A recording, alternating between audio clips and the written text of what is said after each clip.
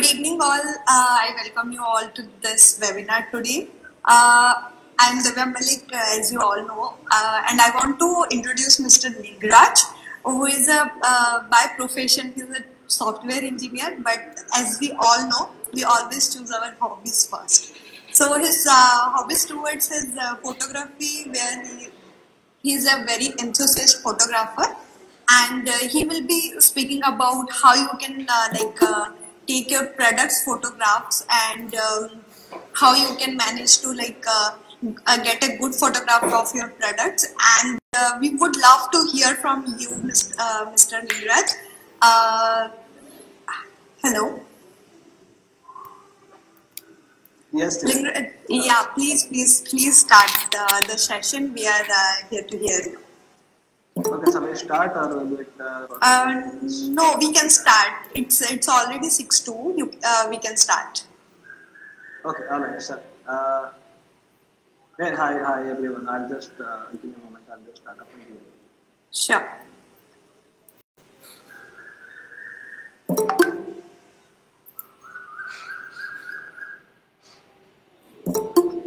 Am I visible? Yes, please.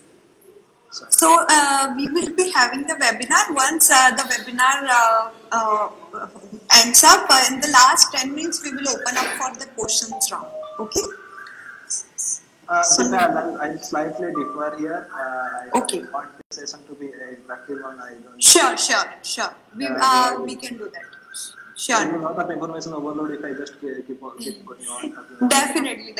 Please. Hi everyone. This is Nigraj here. Thanks for joining this session, and I really welcome you all. I hope everyone who is joining the call is staying safe, and your family members are also doing well. This discussion, I basically want it to be an interactive one. I don't want you guys to be just idly sitting and listening to the talks. So it will be not that helpful. It will be totally information overload if we just keep going on talking about the technicality of the things. So as long as you are engaged and paying attention to it, being attentive and asking questions, then it will be really helpful for you guys as well, and I'll also get to know if I'm missing out on any things, all sort of things like that. All right? Okay. Shall we go ahead? Yes, sir. I would want to hear from you guys. Are you guys all ready, or you just want to take a bit more time to settle down? Yes, I think. Sir? You can continue. Yeah. Okay, all right. Yes, sir, sure, sir. I don't need to call me sir. I feel like so I'm not that tall or sort of things like that. Okay? Yes, sir. I'll just share my screen.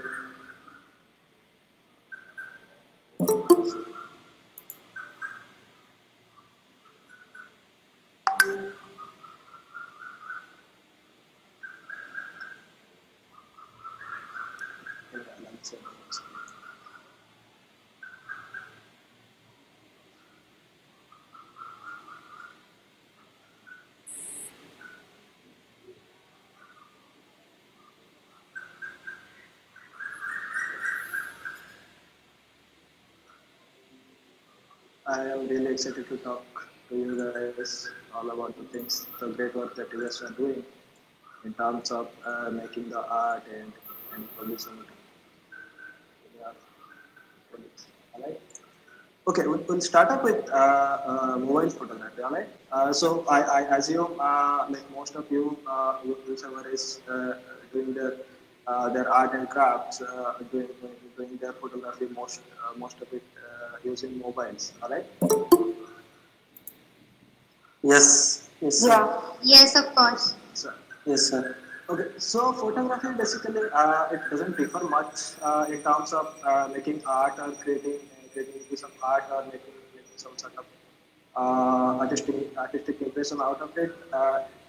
Photography, we can relate it to some extent. It doesn't differ much. So I will not go into talking about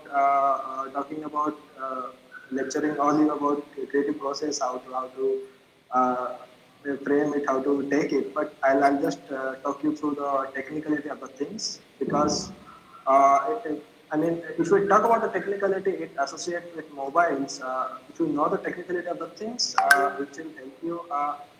Which will help you in process in the taking and creative process of, right? Okay, so let's get started. Okay, so first we should understand what the smartphone camera basically is. Okay, so the mobile photography, as it is, as easy it is, like with the advancement of the technology and the processing power that it has, but it still has a lot of limitation in terms of hardware. Okay, like as you know, as you guys know, almost every camera that you see has a sensor basically, all right? So here are the things, that we can compare it with. So first, if you see, like in terms of camera sensor side, sensor is the heart of the photography, any imaging device, all right? So we'll have a medium format sensor, which basically will be like half of your smartphone, let's say three by 4 inch, some sort of thing, some sort of if you scale it, it will come that way. Then it comes the full frame, that is most generally used. Then it comes the APS-C, and this in the last that you see, that is the size of a mobile sensor. Okay. Okay, I mean it's barely half of your the nail that you have in your smallest finger. All right. So you see the difference how in terms of mobile sensor it is. So it will definitely come as a limitation for mobile photography, but there is a flip side to it. You must be thinking like what a negative note to start the talk with. All right. But it's not that the case. So what are the limitations that we have in terms of hardware capability? That basically most of it is getting compensated by the mobile processing power and the technology advancement that we have, the image processing and deep fusion and all that things that is coming into phones. So phones are basically good enough for our day-to-day general photography stuff. So it is not, it won't make any much of a difference in terms of when you present a photo in online platform or market it in online social media or any sort of things like that. As long as you are not going with a big hoarding level of print, so it basically it makes it is enough for the job. It basically does the job, all right? Okay, I would want a response from you guys. You can turn on your. Yes, sir. Yes, sir. Yes, Yeah. sir. It is clear, sir. Okay, so the basic checklist that before we start mobile photography. Okay, so basic checklist. What I can do is mobile, since this as I talked about the sensor size. So what happens is it is very sensitive. Okay, so in terms of when you have a large sensor, you have a lot of things that you can compensate in the post production, like in post editing and stuff like that. But when it comes to mobile photography, you have like let's say your mobile device mostly be held in mobile, or maybe kept it in a purse, or maybe kept it in a uh, in a back pocket or anywhere. So it is prone to get fingerprints or any sort of uh, dust kind of things. So it is highly advisable whenever you take a photo. It affects the image. You may not notice it while taking the photo, but when you expand or zoom in, do some things, you will be able to notice it. So first thing first, what you should do is clean your lens. All right. So next thing, Yeah. okay, all right. So next thing what I can do is you should turn on your grid. Alright, there is a settings in the photo. You find it. It can be 9 box or it can be 16 box grid. Okay, you must turn on this also. So I'll talk about what is the importance of it in the later part of the discussion. Just keep it in mind. Turning on the grid. Okay. And the next thing is your lenses. Let's say these days the mobiles are coming up with multiple sensor and multiple point of views. There is a bit of noise coming on somebody's side. Mute yourself if anybody is.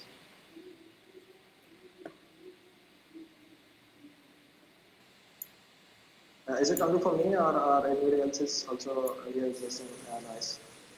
No, I think it's for you only. Okay, I'm so sorry about that. I'm so sorry. Okay. So we'll go ahead. The next thing is selecting the lenses. Like these days, what you see basically is primarily you have 3-4 lenses that are coming up with the smartphone, right? So you'll see basically there is a primary sensor which basically will be within the 24 millimeter range to 33 millimeter range. Most of the phone has it like 24 mm and 28 millimeter. Okay. So the middle one that you see, that is your basically the general lens, the primary lens that you have. So when you go for a wide angle lens, let's say your lens is 16 millimeter or 11 millimeter wide, it captures a lot of things within the frame, right? But if you see it, it has a lot of distortions that also associate with the photos.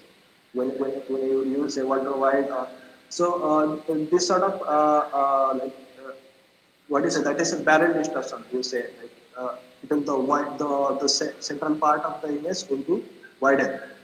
So that is the barrel distortion that comes. So try to avoid using wide angle camera.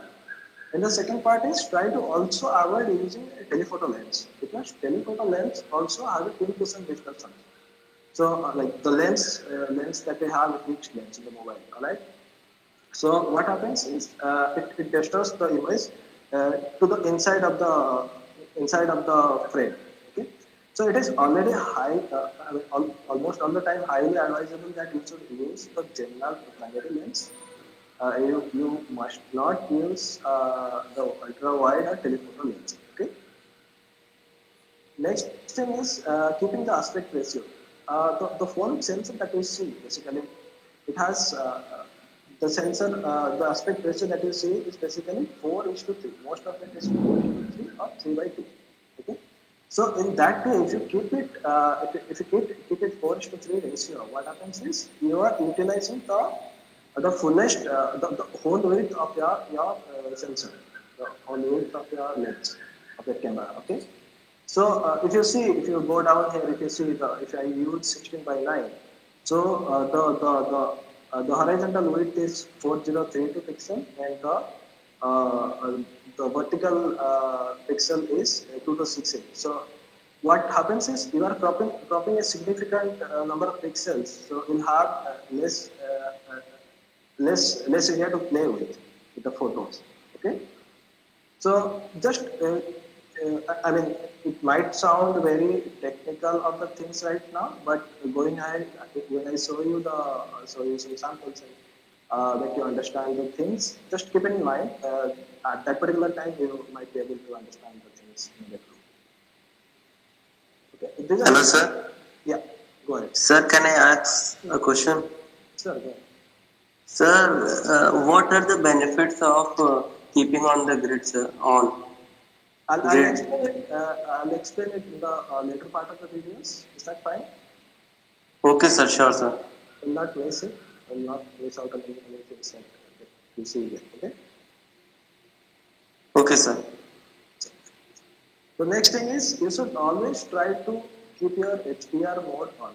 So in that way, so any sensor that you see, any image sensor that you see, basically it has a dynamic range associated with it. So what is dynamic range is basically it is capturing the details, capturing the details in the highest lighting part and capturing the details in the lowest lighting part within the similar image. Lingras, there is a question. Sure. Go ahead. Preto Junction. Can you show practical example maybe on Android or on iPhone? Like showing it in a mobile phone? I think so. Preto, can you just unmute yourself and ask this question? Anytime, any doubt or suggestion or any question that arises, you can unmute yourself and ask. Hi, It's quickly. yeah, you're right. Just wanted if Google can just take us to settings and show how we can do it because normally every phone is different. And honestly, I have never explored my phone to that extent. Where Okay. all these settings, I don't know where to find them. Alright, no problem. So going ahead with the grid things, right? Or from where you are talking about grid things, right? So basically, I think when you go to the settings of the camera, okay, I have a Samsung A51s, so I can explain it how it works in mine. But if you have a different phone or different operating system phone, it might be different for you. So for me, if you see it here, if I go to camera setting, can you see my phone? Yeah. So if you see it here, if you can see the grid lines, okay? Can you see the grid lines? Yeah, it's very blurred. Okay. How would I say? Maybe if you could just Yes. take a snapshot. Yes, sir, it is visible, sir. Okay, you'll find it somewhere. Okay, you'll find it somewhere in the setting, camera setting, grid lines or what other terms could possibly be used. Framing or any sort of. I'm not sure. No, actually, most of the phones like they all have grid lines only. Okay. If you click on grid lines, if you're on that, then those lines will come in between. Yeah, if you see now here, if you see, you can see the grids, right? Can you see it? Yeah, we can see. Yeah. So this is basically the grids. Okay. The next thing, what settings we have? Okay, the aspect ratio part of it, all right? I'll give you the example of the lens, basically. So this is by default when you turn on your camera, it opens up in the primary lens. It doesn't go to the wide angle or telephoto. So that also I can check it. I mean, ideally every phone will have different sort of settings. I'm not sure. I just talked it about in general.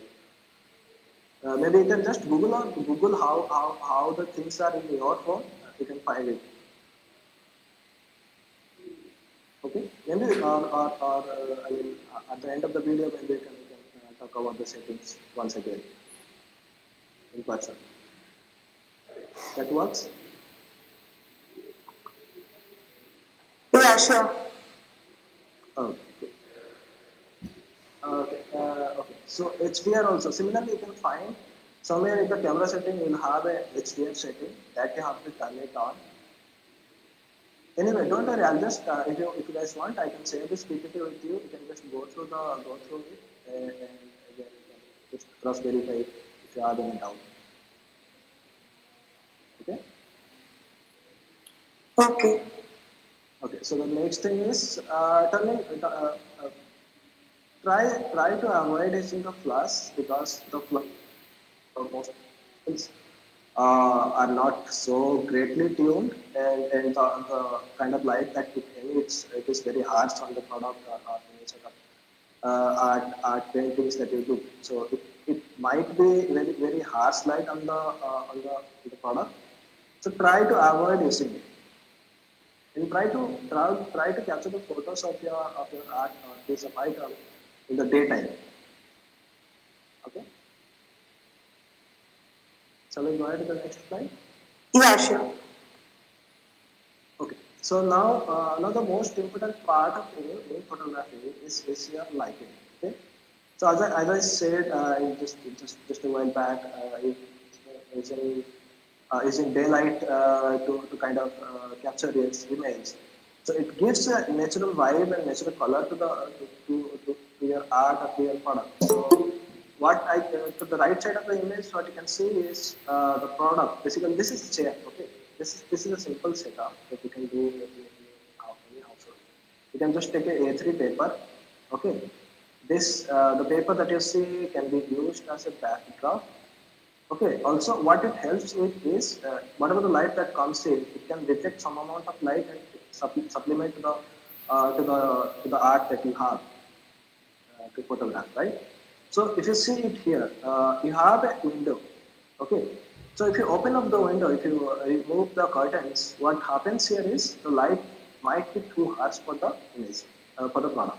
So you might see a lot of, if you see it here, a lot of reflection that are there. So in certain cases, reflection gives a pretty vibe to the product. It gives it enhance the product in certain ways sometimes. But too much of reflection doesn't help look good to the image. So try to use a diffuser in front of it. So if I say it in a Jugadu way, like in alien sense, what you can do is so you can put a cloth which might be semi-transparent or in a very thin cloth. Just write on the window. Then you can keep your product or keep your ad.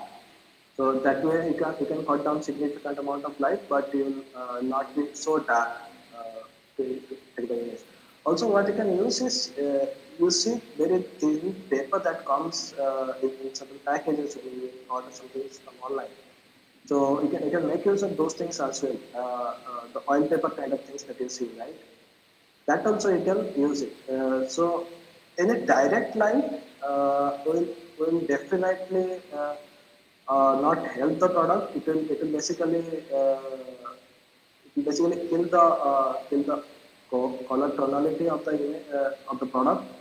It might look different in person or in photo. So try to keep it as true to life color.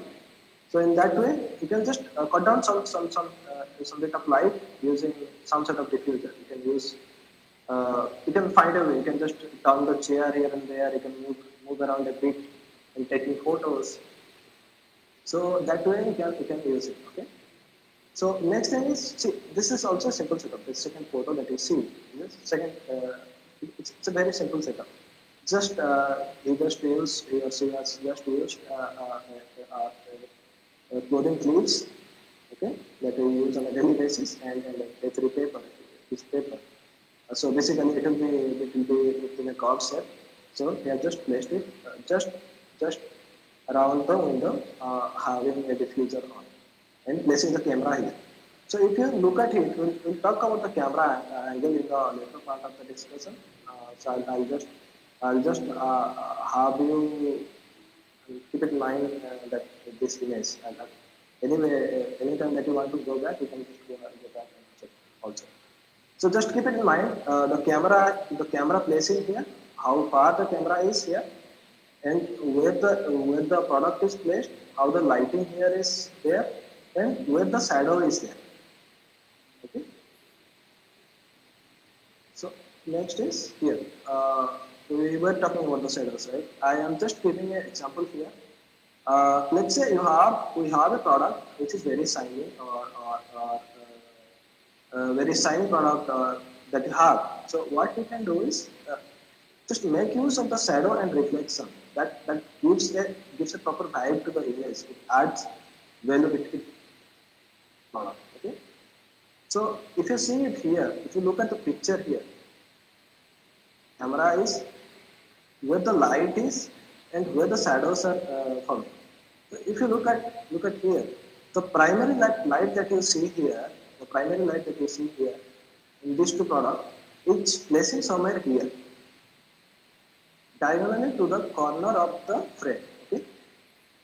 So if you see this is the shadow. Try to visualize it. If you look at the shadow and reflection and light on the product, you'll have an idea of where the light are placed and how the photograph is taken. Right? See, if the light would have been too harsh, you would have seen a lot of reflection. which in my, I mean, it is totally subjective, but which I think would not look that great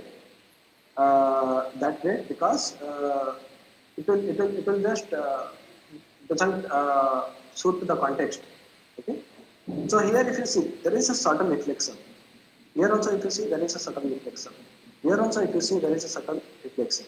So it gives the other light that is placing here, it is placing somewhere here, and it is placing like this. It is not giving up any shadows. It is hitting right here, somewhere here, and here it is passing by like this. And this light is a secondary light. It doesn't have too much of intensity to it. Okay. This secondary light that you see, it is not having that level of brightness that the primary light that you have. So in a Jugaadu way of sense, if I talk about, what we can do is every household might have a emergency light with you, right? So what you can do is put some sort of diffuser, as I said, like the oil paper or things like that. Put in front of the light, so it cuts down the significant number light of harsh light. It will just give a smooth light to the product here. It falls here. It just gives a nice subtle reflection. Also, which brings out the edges of the water. You can see it brings out the edges of the bottle, right? So that is very important when you take when you photograph anything, making sure that you are showing the edges so that it gives a sense of scale to your product, how big it is, or what is the size of it, what is the shape of it. Okay, so that is the importance of shadow and reflection. Next thing that we talk now is very important is the framing. Okay, how to use the camera. So basically there are four angles. One angle is here as relation that I will talk about it in the next part of the discussion. So let's say this is your item or this is your product. Okay, so this that you see the camera, this is facing right middle of the right at the mid of your product. Okay, it is not going any up or any down. It is like when you take a portrait, if I give an example of portrait. So basically when you take a portrait of any person, when you crop it from here, from chest level or from belly level, so what you basically, in any portrait that you see, any photo that you take, the first thing that you focus on the eyes, right? So when you focus on the eyes, your camera has to be there on the eye level. Okay, when you go too down of the product, what happens is here the lower part of the product will look little wide, and the upper part of the image will look little squeezed. So the image that will get will be something like this. It will not be perfectly square. Okay. So Tingraj, sorry for interrupting. There is a question from Nashra. Nashra, can you unmute and ask?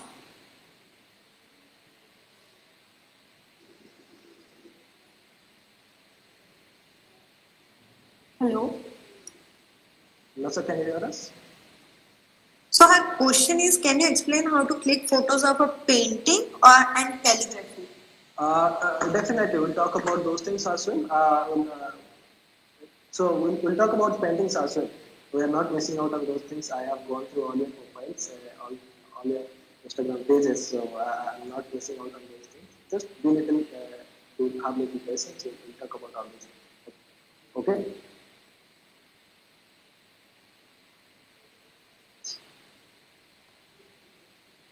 Okay. This is in general photography in general. This applies to, by the way, this applies to your this also in painting that you do.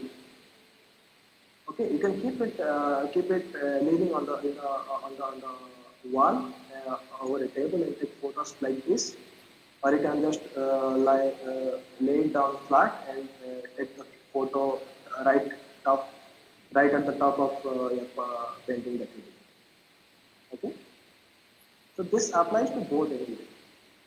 I'll give examples and I'll share some of your photos. in the later part of the discussion, we might review few photos of yours in the Instagram page. Okay. Okay, so the camera angle is. I hope everybody is following up.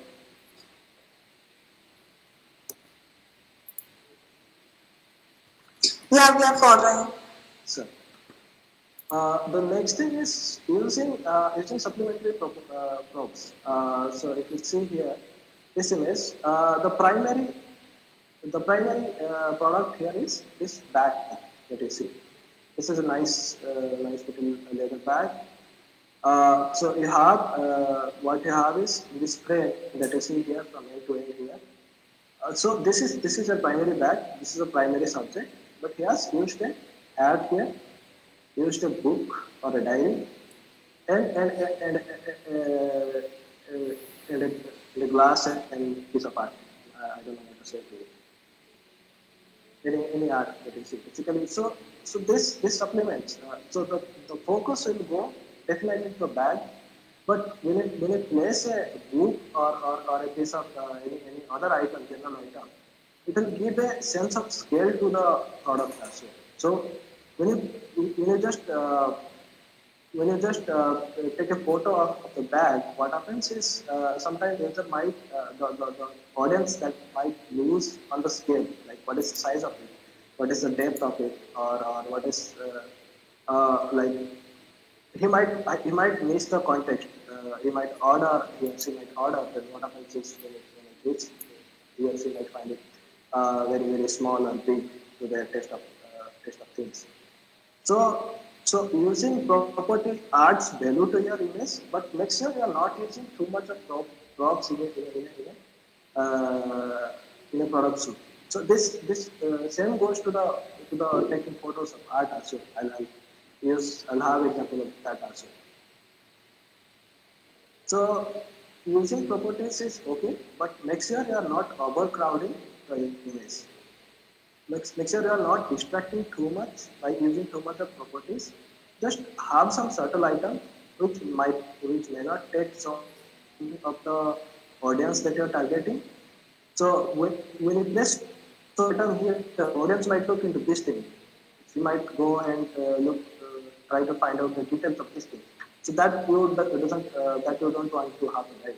So you want your user to have the attention on your product that you are targeting to the audience, but at the same time you are just giving some supplementary props so that you should have some sense of what is the scale of it, what is the size of it, that is there. Okay.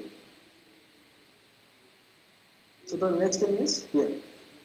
We are talking about the camera angles, right? So this is again a product. We'll talk about the art or there's a painting in the second part. So if you see it here, if you look at the image, what you see is this is not a eye level photo, or neither it is from the top. It is from the top definitely, but it is at an angle which is diagonally to the product. So your point of focus is this particular part. This is the face of your product. Okay. This is the face of your product. Ideally, you should be practically you should be thinking when you start taking photograph. You think, let's take it straight from the eye level. That way, it will give a perfect value to the image. But that is not the case always. So when you try different angles, try out different angles as well, because it might give another perspective of looking at things. Okay, so if you look at it, the camera focuses here. The first point that camera picks up is this one here, right? We are focusing right here. But this is a prop. This is the packaging of it. This is a prop, and this is a prop. The main product is this basically. So when you have this product here, what this is, there are so many things here. Look at the shadows here. They are skewed. Light here, the primary light here, because the majority of the shadow falls like this here and here.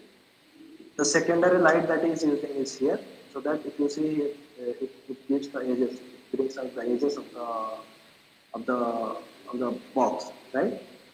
So there are so many light, and a small light will be placing here somewhere here. So it brings out the details here. It is there. It will be little upward in direction so that it doesn't kill the shadow. You see the angle here? Try to visualize this, where the camera is basically.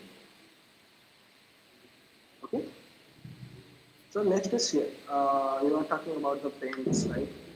So the supplementary props that we are talking about now. Let's say you have a paint, you are doing it in a canvas or A3 paper or A4 paper. So you have done it. You can what you can do is what are the things that you have used, what color you have used. You can just place it here, or you can what also you can do is you can crop some of it here. So it doesn't take much of the user doesn't you don't want the user to go and inquire about what color it is, what it is here, and what all the things that are there. So you would not want that to happen. So in that case, what you can do is you can just crop a bit here. So user will have a basic idea of what are the colors that is basically used. See this color you have used here, this color you have used, you have mixed it here. So you can just crop it here from here to here and place it here. And what are the things that you do? So very subtly they have placed it here and there. It doesn't necessarily have to be proper organized manner or anything like that. You can just place it, try it out different combinations, and just try to understand what is the angle of camera here. It is right on top of the image. Maybe you can place it over a table, you can lay it over a table, and you just stand over it. It is basically eye level view. Try to understand the angle here. If you go to below down here, this the below part of your art, this part, will be expanded, and the upper part will be get cushioned, right? So try to understand. So that is the thing. When we were talking about the grids, right?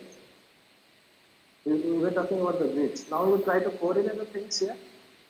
When you place the grids here, when you place the grids, it basically helps framing your image. Okay? So you can place the grid, one grid here in this line. You can take reference of this line. You can take reference of this line. Try to align the grids here so that the image will be proper.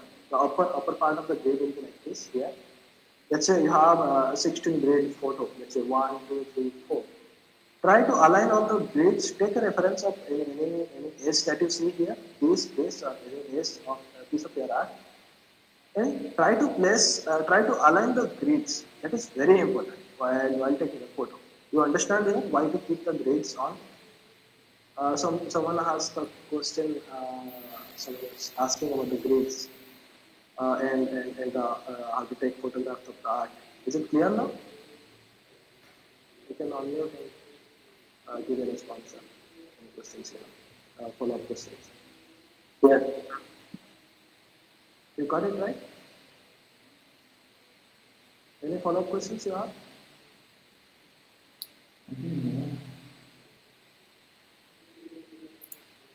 Can you hear me?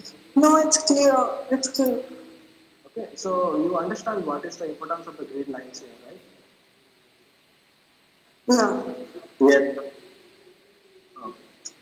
Next thing is layout and orientation.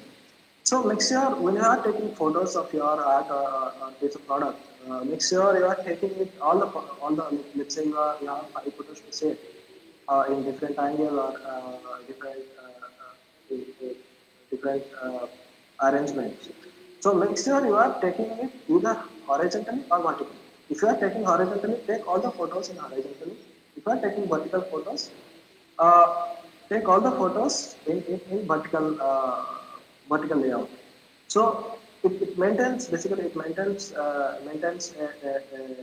symmetry of your things, right? Also, you can play. Let's say you have 1, 2, 3, 4 images. You can club it together, and in the last one you can place it as like this. You can make a collage of it, and you can publish it as well. So it gives a now it gives a your horizontal play. So but becomes a vertical photo, right? It becomes a A3 photo now. So this also will try out in different permutations and combinations of the photos. Okay. So Make sure you are maintaining a proper layout. Be consistent with your framing and layout. So next thing is positioning of of your photo or art. Okay. When I talk about the grids that we're talking about, we'll again go on the grids. So if you see here grids, so basically there are few rules in photography. Okay, where you place your product. So this is your camera sensor. This is the image that you're taking. This is the review photo that is visible to you. Okay. So when you place any images, basically in any of these cross sections, this is basically called a rule of thumb photography. Okay. So if you when you place your product, a piece of art, or the significant portion of your art within the whatever whatever whatever the art is conveying. Let's say some art is conveying certain messages. When you are putting it in any of this corner, it creates a certain it gives a certain artistic impression to the image as well. If you look at this particular image, this is a very minimal and powerful image, right? So let's say you have a tea business that you are running.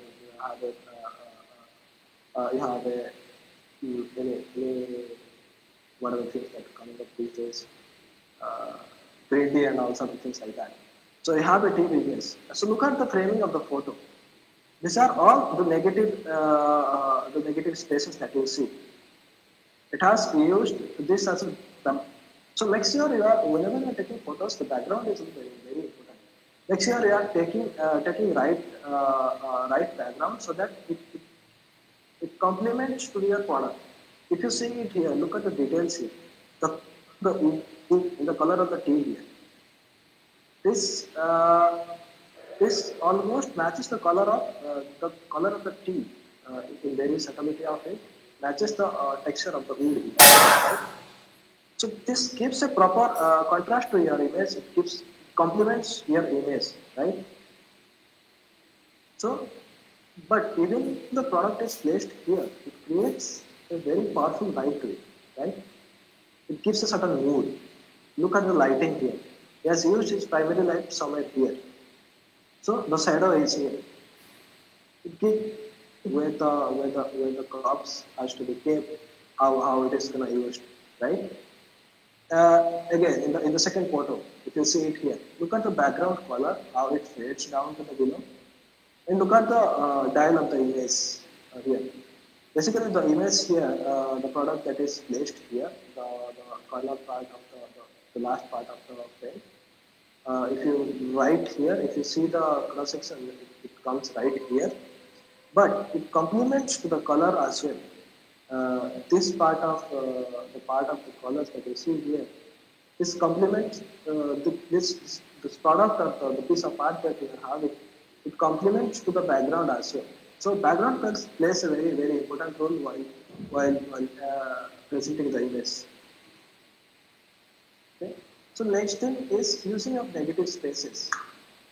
So don't try to fill all the whole item, the whole art or the whole product throughout the frame.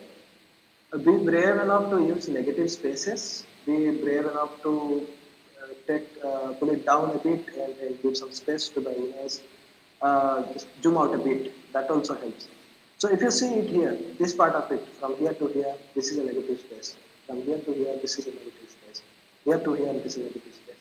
So you are placing your item, but you are also at the same time you are giving a lot of negative spaces to the image, so that the user focus will go to here. Okay. Keeping negative space, if you see it here in the earlier photo also, there are a lot of negative space here to here. It's not filling up the whole frame with just this product or just this product. Then try different combinations also. So it also helps getting better photos. Okay. Next thing, the last thing that we'll talk about is the post processing. So post processing, when you frame it, when you take the photos properly, might not need a post processing at the first place, but still, if you when you make sure you are whenever you are taking photos or processing anything, make sure you are keeping your mobile brightness to the highest level. Okay, when like usually what we tend to do is we drop down our brightness level to the lowest and try to take a photo of the but in reality, that is not the case. You might lose a significant of the details, a significant amount of details when you drop down your brightness of the smartphone. So what happens here is, let's say if you drop down the brightness significantly, this basically it will turn out to be a black and it will be a grayscale image, black and white image. You will not understand what is the texture, right? So in that case, you try to use. I basically use most of my photos that I use. It's Lightroom and Snapseed. Very user intuitive and easy to use. You can just install in your phone and import the files here. Just don't try to overdo the thing. Minimal. Try to adjust it. If you feel like let's say you have shadows, you have to pull some amount of details from the shadow. You can just improve the shadows here. You can just bring out the details, whatever the details that is there in the shadow quality. Let's say if you are feeling like the exposure is too much or the highlight here is too much, you can just bring down the highlights a little bit. I'm talking about Lightroom here. Then try to keep the image, true to life. Don't try to oversaturate the things, oversaturate the colors. Just when the client is sort of makes sure like it is not a whole lot of details to what they are seeing in the photo. That is the you want to right. So that's about it, I guess. So one more thing is adding variety. So this is not necessarily mandatory. You can just try out.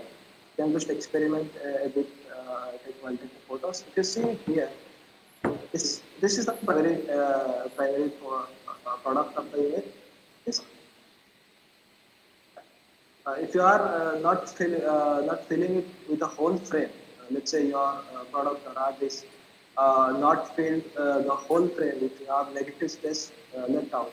What you can try doing is you can just try to variate some amount of dim the corners.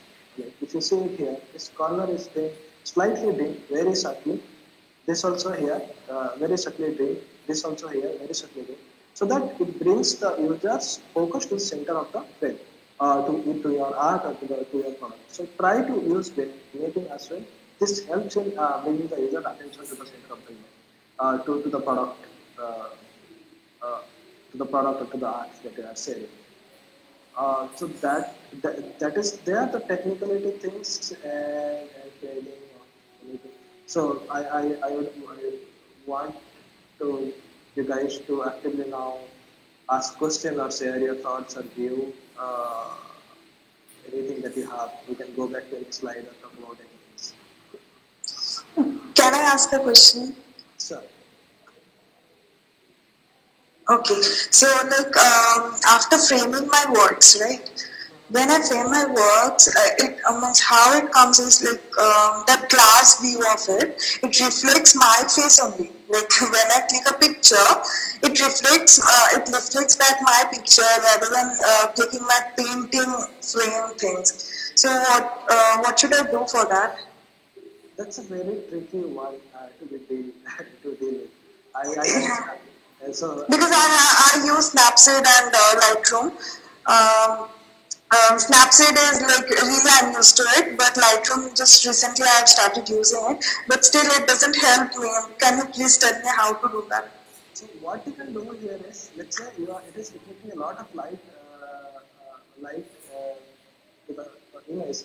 What you can do is to put two lights side by side. Okay, so basically side by side, but make sure you are not try to put in different angles. Like let's say you are laying it here. Just trying to give a context of it. Let's say you are laying it over here. Try to try to get like what I'm trying to say. So let's say you are laying it here like this product, okay? So you try these two angles that you see, like this, from here, let's say 10-20 degree angles here. You put two lights here and there, okay, with diffusers, significantly keep significant distance to your product. Let's say you have this big image. Try to keep a significant distance here. Don't try to get too close into the to your art. Then try with different angles. Okay, you can just take help of your like anyone of you in home, and try out different angles of the lights that you use. It will definitely it will cut down your reflection. So when you give a supplementary light from side, the reflection will not that powerful. It will just bring down the reflection. Try it that way, and make sure you are not using any mobile glass at that point of time. Yeah, okay, thank you. And the ground, the place where taking the photo, it is when light returns is when reflection happens is when we are taking photos of a very dark place against a bright part, right? So the brighter part definitely will reflect from here. So make sure that what you are doing is you are providing significant light to the base of your image, so that the upper level of the light is very less as compared to the side ones. So it trims down the reflection that occurs from the top. Okay, okay. Try out the side lights. You try out with different angles. You definitely find a solution. This helps. If you see, like whenever you try to go to a photo studio for a portrait, you often you think you are if you are using glass, you often think the reflection will come, right? But at that particular time, the lights are positioned in such a way that the reflection doesn't come to your glass, right? Even if you are using direct light, also it doesn't reflect in the image. Yeah, but they all have another kind of lights which, like, I always click in my daylight things. Like, I open my windows and click my portraits. So, in that case, like, when I click the picture, when it is on canvas and all, it's fine. But when I frame it, it put in the glass, so that time my reflection only comes in the photo. This thing happens. Just tilt a bit, maybe you can tilt somewhat. When you are framing it, maybe you can tilt it a bit and take the photo from up and try out different angles. You can just bring it down, the base that you are taking photos, so you can bring down. Just keep it close to the window, but try out different angles. It will go. Even if you are tilt a bit when framing, little bit of tilting and all can be adjusted in Lightroom. So there is a setting called optics. Yeah, yeah. So that little bit of here and there can be adjusted. Little bit of tilting is not a problem. So if you tilt, I mean that is the only way you can avoid the shadows here while doing mobile photography, because try out different angles. Otherwise, it won't work out. When you try to take a photo from the top and you are too bright, then it definitely this thing will come, the shadow, the reflection. So make sure you are lighting the base properly. You are giving sufficient light to the base, so that you are not overpowering. So what basically is happening is while you are taking photo, you are overpowering the supplementary lights. Yeah. When you overpower like when you are getting overpowered by the supplementary lights, basically it cuts down the reflection. Okay. And in the Lightroom, there is an option called like you can change your like. Actually, there was what to say lenses. There was an option named lenses. So if I put that in iPhone or something like that, will it change the quality of the picture? No, it won't. Basically, Lightroom is very sophisticated software now. It corrects the distortion. It will definitely correct the distortion. when you frame it properly, the little bit of distortion that you see in the edges and the side of the frame, when you use the optics, try to use the lens correction. That is lens correction. Things are there. So that if you use it, you can I mean, make use of those things and basically fix your problem. I'll let you know what it is. Okay. Yeah. Okay, I would want from you guys to share your views. Others also please actively must try to share your views or ask questions, anything that you have in mind. No, actually, this was really helpful for us, so that like we can keep it, because that is the only motto, to visualize our, use our products through the photography, and like people will choose our products like that. So it was really useful, and most of the time, most of us use mobile phones, so that is really helpful. Thanks for the seminar. I'm glad that you are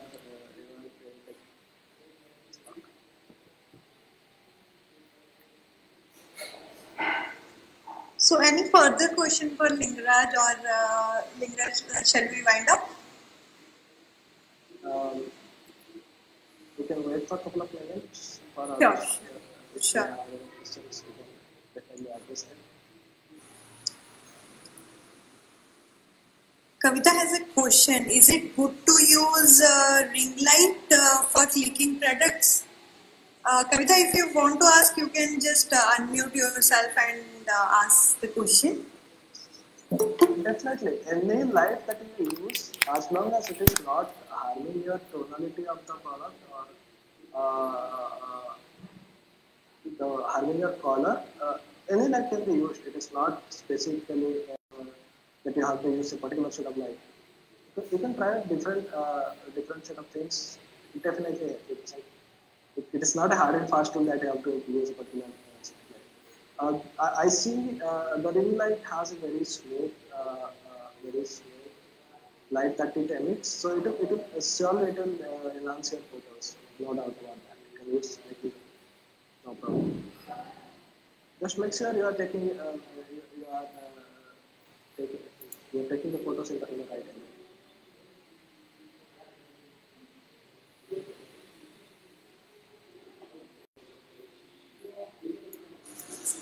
Does that address your question?